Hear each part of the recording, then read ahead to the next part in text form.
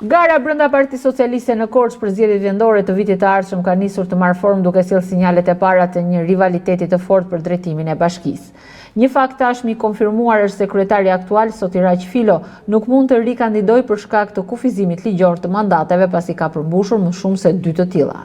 Në këtë kontest, burime jo zyrtare bën me dije se mes emrave të përfolur për kandidim është Petrika Tollkuçi. Gjithashtu përmendet edhe mundësia e kandidimit të deputetit Ilir Pendavinji, i cili mund të synojë drejtimin e bashkisë për 4 vitet e ardhshme. Në listën e emrave të përfolur përfshihet edhe ish deputetja Eni Xhake, e cila megjithëse aktualisht jashtë parlamentit mbetet një figurë e njohur në skenën politike lokale. Ndërkohë në garë përfliten edhe emra të tjerë, përfshirë ish prefektin Ertil Jole dhe ish deputetin Ardit Konomi, të cilët konsiderohen si kandidatura potenciale dhe pse jo domosdoshmërisht nga profili klasik partjak. Me një listë gjatë kandidatësh dhe ambicie të shumta, pritet që në vijim Partia Socialiste të qartësojë emrin që do të marrë mbështetjen zyrtare për garën në zgjedhjet vendore në Korçë.